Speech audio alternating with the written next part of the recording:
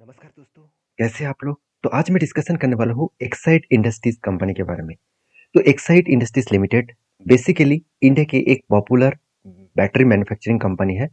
अगर मैं इस कंपनी के मार्केट कैप के बारे में बात करूँ, सबसे पहले इस कंपनी का मार्केट कैप देखूँ तो देखिए, स्टोरेज बैटरीज में 60% मार्केट शेयर इसी के पास है। मतलब मान के चलिए, बाजार में अगर 100 बैटरी बेचा जा रहा है तो उनमें से 60 बैटरीज एक्साइड का बेचा जा रहा है। और टू व्हीलर जितने सारे गाड़ियां हैं, उसमें से 86% मार्केट शेयर इसके पास है। तो सोचिए, आज इंडिया में कितना टू व्हीलर्स है। तो इंडिया के नहीं, इंडिया के बाहर भी है। तो जितने सारे Indian two wheelers manufacturing company है, वो ज़्यादा से ज़्यादा कंपनी एक साइड का बैटरीज की यूज़ करते हैं। मैं खुद ही देख चुका हूँ, बहुत सारे गाड़ी के बैटरी खुद चेक किया है। ज़्यादा से ज़्यादा एक साइड का दिखेगा, कुछ कंपनीज के एमरन का दिखेगा, कुछ कंपनीज के आपको बाकी कंपनीज को दिखेगा।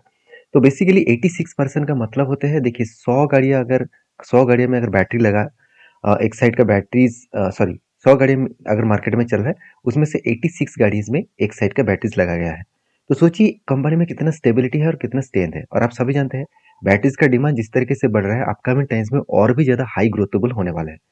तो चलो आज इसी के बारे में बात करूंगा, क्योंकि कंपनी के शेयर प्राइस में कुछ मतलब दिनों से देखा जाए तो कंटिन्यूसली एक सेलिंग परफॉर्मेंस हुआ है।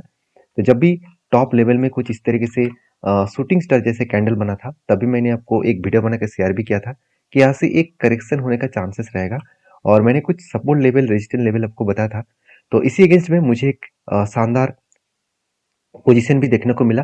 तो वो सारे पॉइंट्स मैं आपके साथ शेयर करूंगा। मैं कौन सा टेक्निकली चार्ट पैटर्न्स को यूज करता हूँ, और फिलहाल के लिए मुझे इस कंपनी के ऊपर कौन सा टेक्निकली चार्ट पैटर्न्स मिला एज ए पॉजिटिव एंट्री लेने के लिए, तो वो भी मैं आपके साथ शेयर करूंगा। तो उससे पहले देखिए, मैं हमेशा कंपनी के डीपली रिसर्च करता हूँ, उसके बाद काम करता हूँ। देखिए, जब भी कोई कंपनी के ऊपर एज ए लॉन्ग जर्नी के लिए काम करना पड़ता है, तो उसके लिए कंपनी के फ्यूचर विजन को जानना बहुत जरूरी होता है। तो फ्यूचर विजन क्या है, सबसे पहले वो देख लेते हैं। सबसे पहले देखिए, एक आर्टिकल मैं आपके सामने पेश करूंगा। देखिए, आर्टिकल में बताया गया कि Exide industries to spend over 6,000 crore, मतलब 6,000 करोड़ वो स्पेंड करने वाला है। किसके लिए? For lithium ion cell manufacturing. मतलब लिथियम आयन जो सेल है, उसको मैन्युफैक्चरिंग करने के लिए 6,000 करोड़ वो इन्वेस्टमेंट करने वाला है। इस बात को याद रखना, किसी भी कंपनी से अगर इस इतना निवेश करते हैं, तो एक हाई ग्रोथेबल सिचुएशन उसमें देखने को मिल जाएगा। और देखिए, और भी एक आर्टिकल है जो मैं आपके साथ भी शेयर करना चाहूंगा। यहाँ पे देखिए, एक्साइड की तरफ से और भी आर्टिकल आया। Exide industries to invest 1,000 crore for lithium ion cell manufacturing 2025। मतलब देखिए, पहले बताया गया था कि 6,000 करोड़, अभी देखिए 5,000 करोड़ वो इन्वेस्ट कर रहे हैं, उसके साथ साथ 1,000 करोड़ एक्स्ट्रा इन्वेस्ट करेंगे। और कैपेसिटी जो है वो 6 गीगावाट का टोटल कैपेसिटी लेके आने वाला है 2025 में। तो एक साइड की जो कंपनीज है, वो लगातार इन्वेस्टमेंट कर रहे हैं, लगातार कैपेक्स को बढ़ाते चले जा रहे हैं। इसी के अगेंस्ट में और एक डेटा मैं आपके साथ शेयर करना चाहूंगा। यहाँ पे कंपनी बता रहे हैं कि देखिए, Exide industries limited has plan to spend 3,500 to 4,000 crore capacity expenditure. मतलब खुद की जो खर्चा है उसको बढ़ाने के लिए, खर्चा मतलब बिजनेस के ऊपर और भी ज्यादा एक्सपेंडिचर कर रहा है।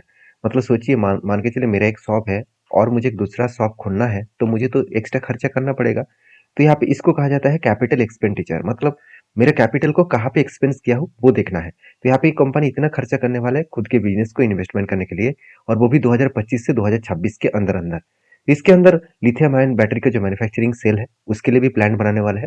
तो बेसिकली एक बेस्ट एंड गुड पॉइंट्स है, और इसी गुड पॉइंट्स के कारण कंपनी में एक मैसिव जाम होने का चांसेस है। अभी देखिए, किसी आर्टिकल को पढ़ के हम लोग किसी कंपनी के ऊपर डिसीजन नहीं ले सकते। पास्ट परफॉर्मेंस पहले था और प्रेजेंटली क्या है, वो देखना बहुत जरूरी है। तो उसके लिए कंपनी का परफॉर्मेंस देखना जरूरी है। देखिए, सबसे पहले मैं आपको बता दूं, कंपनी में करेक्शन होने के पीछे जो रीजन है, वो है कंपनी का वैल्यूएशन। कंपनी का देखिए 29 इसका इंडस्ट्रीज पी रेशियो और कंपनी का पी रेशियो 42। मतलब यहाँ पे वैल्यूएशन थोड़ा सा हाई लगा, थोड़ा सा मतलब ऑलमोस्ट डबल के आसपास लगा। ठीक है, अगर मैं इसका पी रेशियो देखूँ तो एक टाइम इसका पी रेशियो चला गया था 57, और इसका एवरेज पी रेशियो 5 साल में कितना है, 21।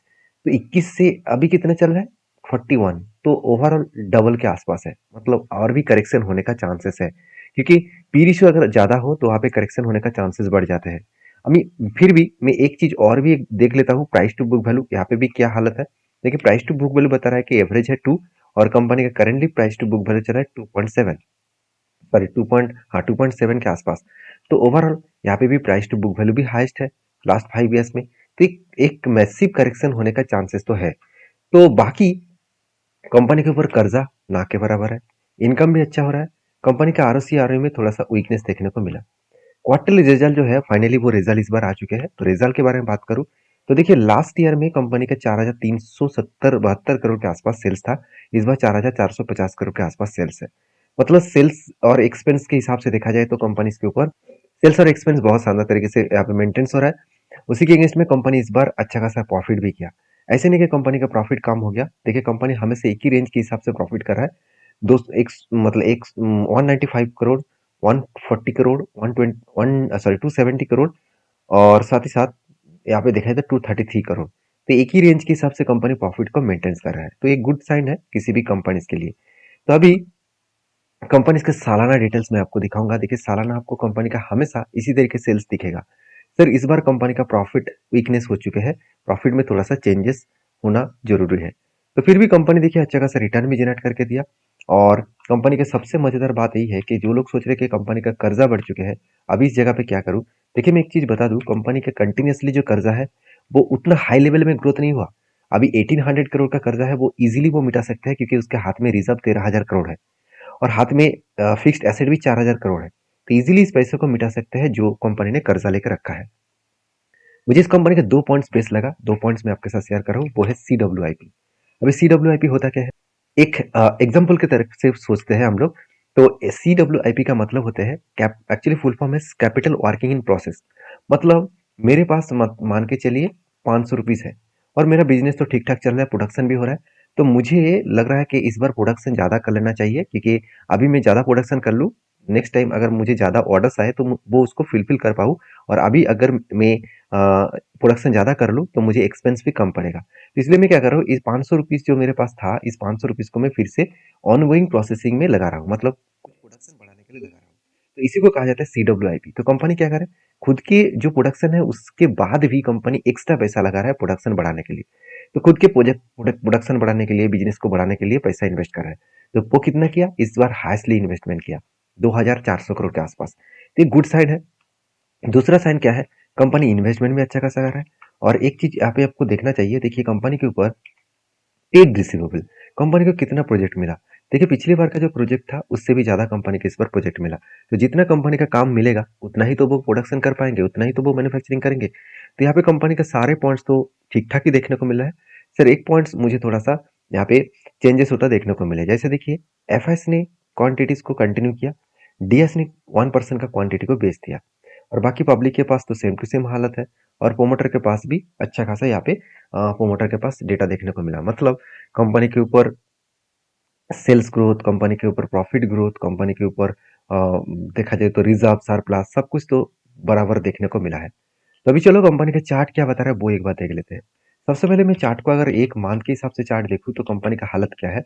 कंपनी जब इस पीक लेवल को ब्रेक किया था, इस हाई लेवल को जब ब्रेक किया था, ध्यान देना यहाँ पे कंपनी यूटर्न लेकर जब ब्रेक किया उसके बाद देखिए एक बार रिटेस्ट किया। इस जगह पे कंपनी एक बार रिटेस्ट किया और रिटेस्ट करने के बाद कंपनी देखिए इस तरीके से बाउंस बैक की। तो लंबा सा एक जर्नी तो हो चुका है, उसके बाद करेक्शन हो रहा है। तो क्वेश्चन ये है अभी करेक्शन जिस तरीके से हो रहा है तो कहाँ तक आ सकते हैं। देखिए पहले मैं वन डे के कैंडल के हिसाब से मैं आपको समझाऊंगा, ध्यान से देखना।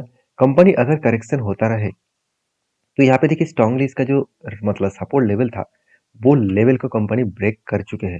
और देखिए ब्रेक जो किया है वो एक स्ट्रांगली ब्रेक डाउन किया है, स्ट्रांगली। और वॉल्यूम भी हाई है। तो यहाँ से करेक्शन ज्यादा होने का चांसेस है। अगर कंटिन्यूसली करेक्शन होता रहे तो कहाँ तक आने का चांसेस है। देखिए पहले जिस लेवल को वो तोड़कर ऊपर गया था वो लेवल को मार्किंग करूंगा 350 रुपीज के आसपास। इस लेवल का इसका सपोर्ट जोन देखने को मिला है। अभी आप कहेंगे सर क्या सचमुच इस लेवल तक आ सकते हैं। देखिए नेक्स्ट जो सपोर्ट लेवल है और कोई दिखाई नहीं दे रहा है। तो नेक्स्ट सपोर्ट लेवल पे यहाँ तक आने का चांसेस तो जरूर देखने को मिल सकता है। अगर वो सपोर्ट लेवल भी ब्रेक डाउन करते हैं तो इसका जो नेक्स्ट सपोर्ट लेवल होगा वो 295 के आसपास होगा। तो इसीलिए मैं क्या कर रहा हूँ, इस कंपनी के ऊपर जो स्ट्रेटेजीज की यूज करूंगा वो स्ट्रेटेजीज कुछ बाइंग स्ट्रेटेजीज है। वो स्ट्रेटेजीज किस तरीके से है, देखिए मैं अगर देखूँ तो यहाँ से मुझे क्या देखने को मिला, मैं थोड़ा सा जूम कर लेता हूँ। अभी देखिए यहाँ से बाइंग कैंडल स्टार्टिंग हुआ, यहाँ से बाइंग कैंडल स्टार्टिंग हुआ और यहाँ से लेकर टॉप लेवल तक देखो, मुझे कुछ इस तरीके से कुछ लेवल्स देखने को मिला। यहाँ पे 1 2 3 4 5 6, 7, 8, 8 के 8 बाइंग कैंडल दिखे और टोटली बाइंग कैंडल को अगर मार्किंग करूँ तो कितना परसेंटेज बने? ऑलमोस्ट 50% के आसपास। तो सोचिए यहाँ पे सपोर्ट भी है और इस लेवल तक आने का चांसेस भी है। अगर इस लेवल तक आए तो जो रेंज बना है इस रेंज के अगेंस्ट में मैं जो पोजीशन बनाता हूँ उसी पोजीशन को मैं कंटिन्यू करूंगा। तो ये तो फर्स्ट पोजीशन में आपको दिखा चुका हूँ। अभी करंटली क्या कोई पोजीशन मुझे देखने को मिला? हाँ, बिल्कुल मिला। वो है आरएसआई स्ट्रेटजीज। देखिए आरएसआई स्ट्रेटजीज में क्या हुआ, फाइनली आरएसआई का जो लाइन है वो 30 के नीचे टच किया। मतलब यहाँ पे अगर आरएसआई लाइन को देखूँ तो यहाँ पे ध्यान से देखना, यहाँ पे जो आरएसआई लाइन बना है उस लाइन्स को मैं ध्यान से अगर देखूँ तो यहाँ पे 29.98 मतलब 30 के नीचे आया। तो फाइनली यहाँ पे एक मार्किंग लेवल्स हम लगा सकते हैं। तो यहाँ पे मैंने एक मार्किंग लेवल लगा चुका हूँ। तो इसको लगाने के बाद क्या होता है, जब भी कोई 200 डेज मूविंग एवरेज के नीचे कैंडल क्लोजिंग होता है और आरएसआई भी 30 के नीचे टच होता है, तब एक मैं यहाँ पे जरूर कुछ डिसीजन लेता हूँ। तो करंटली एक लेवल दिख रहा है और नीचे अगर सपोर्ट है वो भी लेवल देखने को मिल रहा है। तो आरएसआई स्ट्रेटजीज को अगर फॉलो करूँ तो कहाँ तक मतलब अगर यहाँ पे मुझे कुछ डेटा पोजीशन देखने को मिले तो एग्जिट पॉइंट कहाँ पे बन सकते हैं? आरएसआई जब 70 को टच करेंगे, 70 को ब्रेक करेगा, तब जब कैंडल बनेगा उस जगह पे एग्जिट बनेगा। तो क्या पहले भी इस तरीके से कुछ बने थे? चलो एक बार मैं आपको बैक टेस्टिंग करके दिखाई दूँ। हाँ, मन में आपको डाउट होगा यही कि सर यहाँ पे भी तो आरएसआई 30 के नीचे आया था। क्या यहाँ पे एंटी बना? बिल्कुल नहीं। क्यों? क्योंकि यहाँ पे 200 डेज मूविंग एवरेज के नीचे कैंडल आया ही नहीं। तो दोनों रूल्स को यहाँ पे आपको मेजर करके चलना होगा, दोनों रूल्स को आपको फॉलो करके चलना होगा।